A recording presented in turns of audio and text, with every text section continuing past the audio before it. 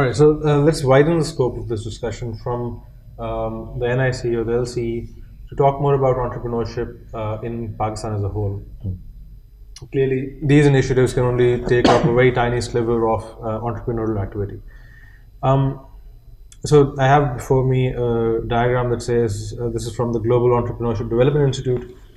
Our ranking in terms of the entrepreneurial environment that we provide as a country is quite low. We are ranked 120th out of 137, and both in comparison to the region and the world, some of our indicators are actually among the lowest in the world. There are a few things that strike you though about this. So the constituents of an environment will include culture. What is the cultural affinity for risk, for going out and trying something new and so on. It will include the extent of human capital or the quality of human capital we have, and sort of the institutional environment in terms of the laws that are in place, for example, intellectual property, laws in terms of bankruptcy, for example, other things. Notwithstanding all of these sort of institutional failures, if you will, or environmental failures, the perception about opportunity in Pakistan is is at a par with the rest of the world, even though the rest of our indicators aren't. What, in your opinion, and because you've been involved in discussions about this and initiatives about this, what, in your opinion, can the state do in order to improve the environment for entrepreneurship in this country? Okay, yeah, so I agree with this. I don't know the details of the research, but in general, there's a perception, and even if you try to explore the reality of it, it's not easy to do business in Pakistan. But that doesn't mean that it cannot be done. There are examples of great companies that have been built from scratch in Pakistan, doing really well. We've had exit in Pakistan, IPO'd on the Pakistani Stock Exchange, we've IPO'd on NASDAQ Stock Exchange. So that means it can be done. But yes, sometimes it can be a hassle, it could be a pain. It takes more money, more time, more effort, more energy to get things done. And all of that takes your focus away from the business that you're running. So government can do a lot of things. One, if you look at the entrepreneurial ecosystem, I think the federal government is doing a fantastic job. I think Ignite's policy of sort of co-creating these incubation spaces with the leading players in the entrepreneurial ecosystem, that'll pay dividend. They've invested, I don't know, $20, $25, $30 million in doing that, and we'll start seeing dividends of this 4, 5, 6 years down the road as these companies mature and grow and create jobs and create wealth for their founders and investors. So that's one thing that's already happening on the right track. I think from a SECP standpoint, the registration, the procedure for registering a company, and then particularly for investors to invest in a company and getting shares issued, that process can be streamlined a lot. To give you an example, if I want to invest in a company and I want to assign it a pre-money value that's more than the paid up capital in the company, that's a bit of a challenge. It's not as simple as, okay, I as an investor am willing to assign it a certain value. I'll be asked to justify why am I assigning that value to the company. At times we've had to face issues where that value has to be appraised by an independent person. So imagine you're a startup entrepreneur, I value you at $1 million, I want to put in, let's say $250,000, get 20% of the company. I'll be asked to, go to Ujala and have her justify why you are, worth $1 million, and she might know nothing about your business, right? So that can be streamlined. I mean, there are ways around it, and it just takes more time and more effort and energy to work around those issues. Those can be streamlined. I think the investment process itself can be streamlined. There could be more incentives that can be created for local funds. To give you an example, if you run a private equity fund or venture capital fund in Pakistan, you have to give back 90% of your profits to your investors to qualify for a tax break that FPR is offered. I don't know of any fund that offers on a 10% carry, for example. Typical carry structure is about 10%. Smaller funds, emerging markets might even ask for a higher carry. So that basically says that there's no tax incentive. Effectively, there's no tax incentive for investors to be here. I think the whole regime about foreign investment coming into Pakistani startups or Pakistani businesses, getting the shares registered and issued, it's a very long and lengthy process. And again, to cite a real world example, the first two investments we have made, we still are to be issued shares from SCCP. And the money moved in February, I believe, so it's been almost 6 months. And for us to have that registered with the State Bank. So it's just a long drawn process with, documents getting notarized by the Pakistani embassy in Mauritius, which absolutely doesn't make any sense at all, right? It's just a complete waste of time. Yeah. So we can fix things like that. And there's a whole effort now going on with Ignite and the Board of Investment of streamlining these processes. And I think there's a white paper or something that we published. I'll be happy to share with you as well. So, some of these things sound like relatively easy fixes. And one should be cautious using the word easy fix with government, because we know that a lot of these problems are much more intractable than they sound. But supposedly, having a notary in Mauritius is something that you can, should be fixed with a stroke of a pen. Can you give me examples of sort of maybe other places around the world with similarly depressed development indicators, but that have done a particularly good job of fixing the institutional environment, where the countries have been very supportive? I don't know. I've recently, I've seen an example of India, and the entrepreneurial ecosystem, the startup ecosystem, the investment culture. They're growing in the past 5, 6, 7 years by leaps and bounds. I don't think they're much different from us. Yes, they're more, developed than us for sure, but it was the same kind of culture and even to a large part the same sort of legal regime that we had in both countries. So the will was there by the government. They were good. The diaspora of India, I think, played a critical role in coming back, investing, in the startups in India. That's paid dividends. And now, if you look at any major global venture capital fund, they have an office in India. They're investing billions in the Indian market right now. So if it can happen here, it can certainly happen in Pakistan as well. One thing clearly is the level of attention that India gets as an IT destination. Yeah. But another sort of one that perhaps is paid less attention to is the fact that they've seen a lot of success stories come out of their country, and so that creates ambition amongst new entrants, new founders. Can you describe some success stories in this country? What's possible? Are there people who've made it from scratch, given the environment that we have here?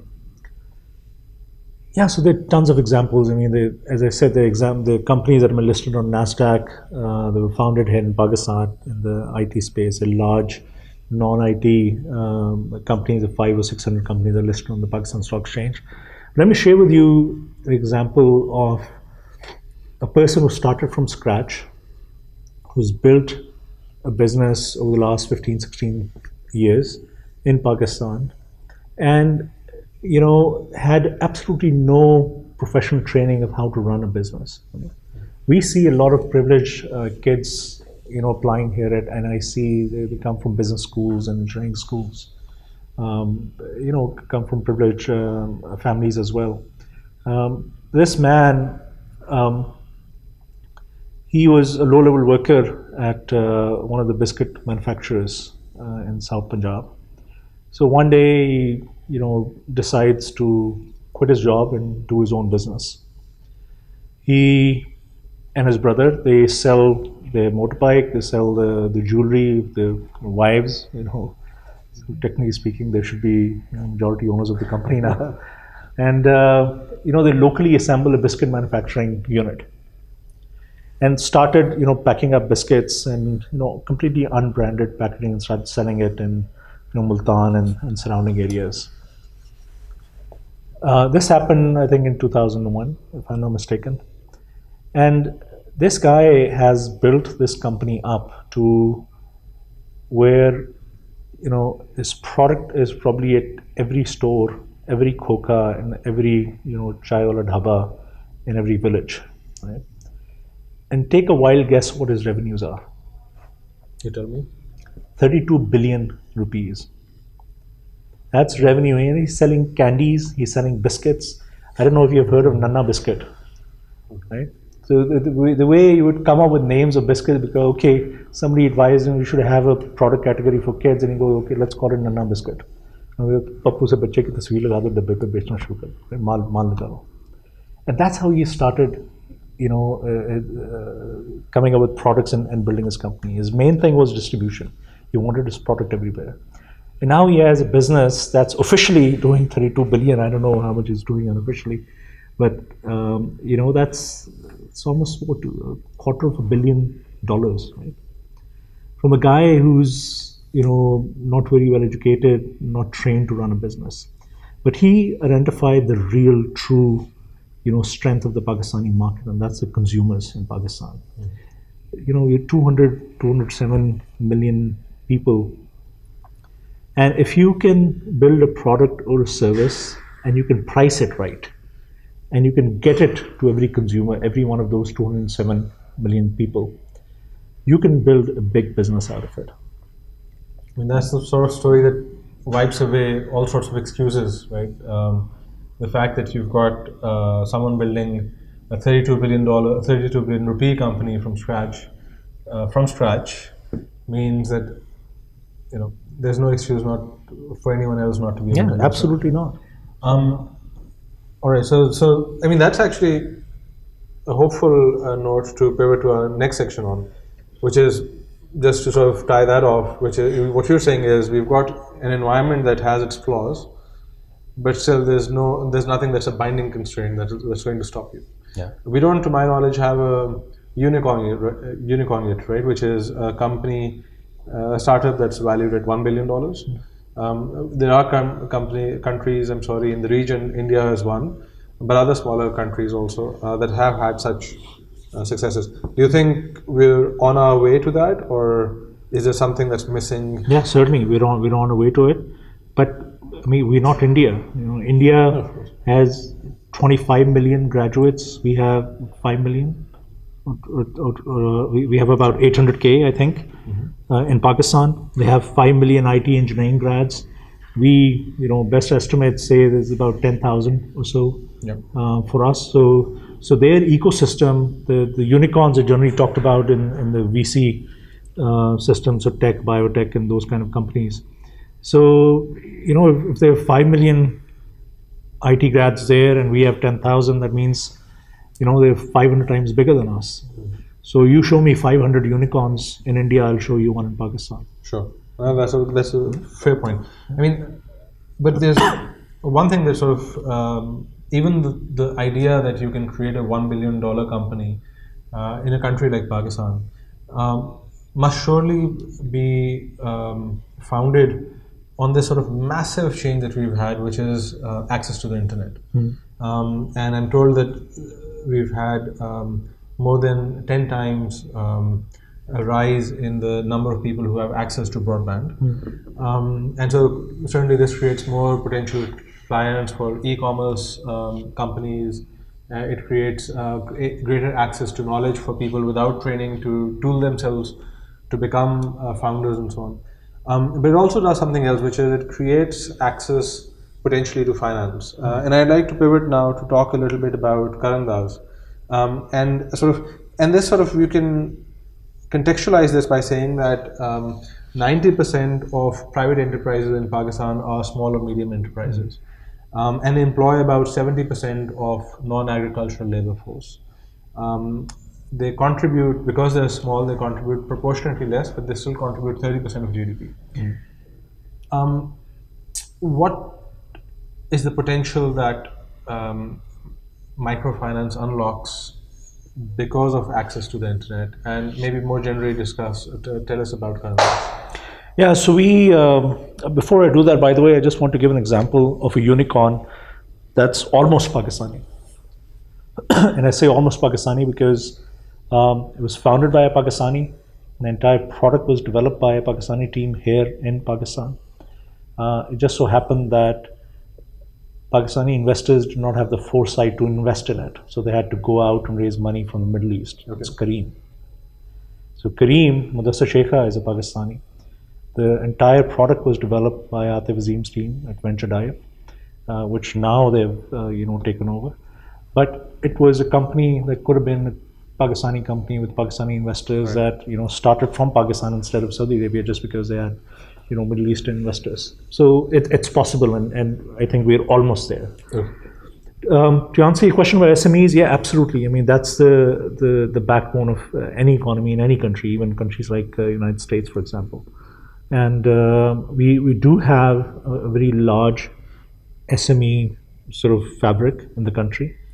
But one of the things we've noticed that our SMEs, for one reason or another, and at least I haven't cracked that, the reason, our SMEs get content with their size very quickly.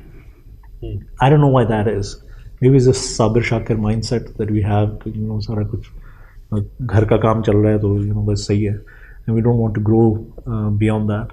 I don't know what the reason is. Maybe as a researcher you can figure out exactly why that is. But I've met so many SMEs from various platforms where we find out that they're doing excellent work. They're manufacturing parts for a larger company, for example, and they have the potential to grow and manufacture more parts or manufacture parts for another large supplier. But they don't want to do that because they say, why, it'll just be more hassle, growing and managing a larger business. I don't know what that is, why that is.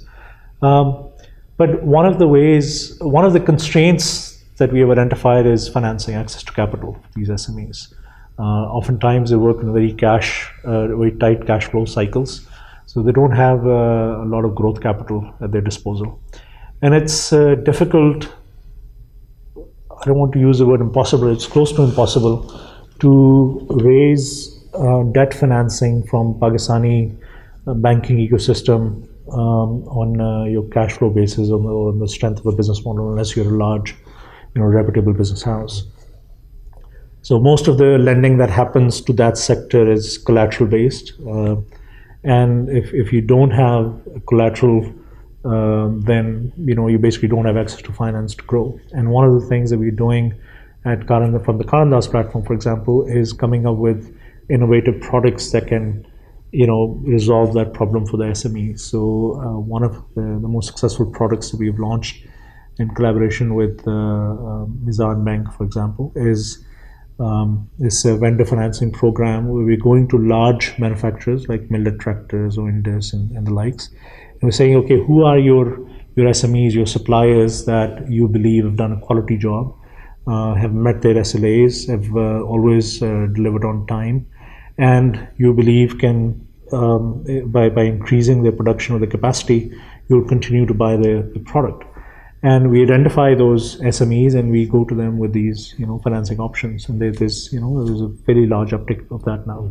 So we need to come up with these innovative products. Another one we were thinking about is this car commercial vehicle financing program in collaboration with the Ubers and Kareems of the world and the Shahi Sawaris of the world. And go to them and say, okay, tell us, who are the drivers that are currently driving somebody else's car, but have a good rating and work 12 hours a day and put in whatever bandwidth, and we can go to them and say, okay, instead of driving somebody else's car, you can finance your own car, right? So these are the kind of products that we're coming up with in order to get some growth capital into this sector and hopefully create more jobs and more wealth at this tier. All right, last couple of questions. So this project more broadly is about foreseeing where Pakistan will be when it's 100 years ago, when it's 100 years old. Where do you see us in 29 years? What's the sort of potential that we can reach, and what are the biggest problems we'll face in getting there? this is not the best of times to ask that question, given the state of affairs we're in from a macroeconomic standpoint in the country. But I'm very hopeful. I'm hopeful because we have new captains at the helm. We have a leader that's at least been promising change. So I'm hopeful that this new political regime will work on that change and deliver on the promise of change.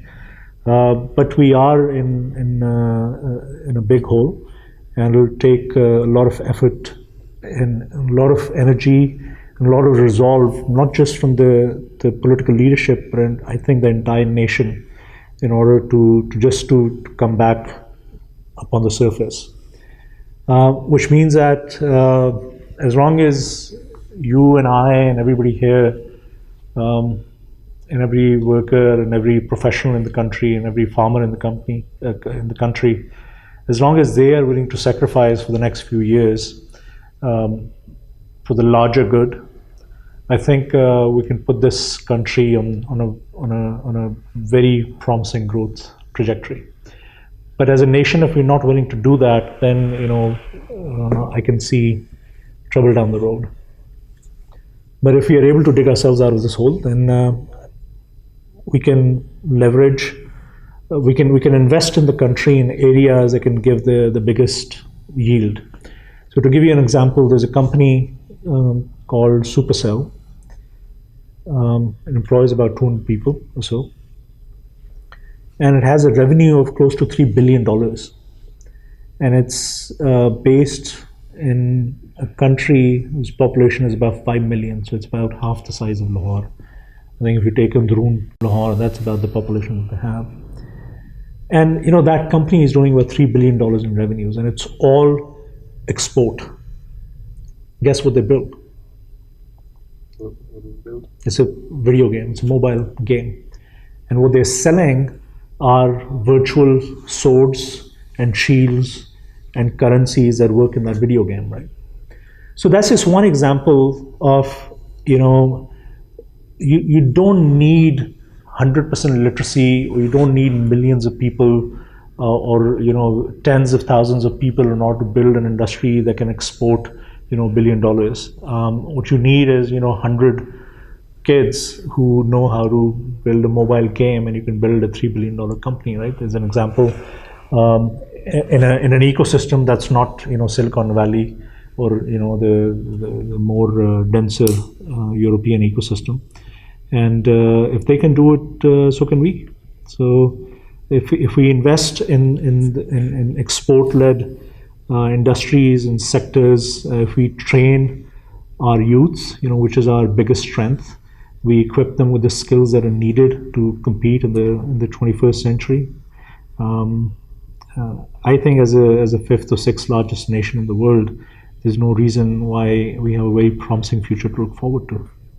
So, I mean, that's one of the attractions of IT entrepreneurship specifically is that unlike building a car or a ship, for example, this is something where you don't need everything to fall into place. You just need one good idea, one good team, and you can deliver quite a bit.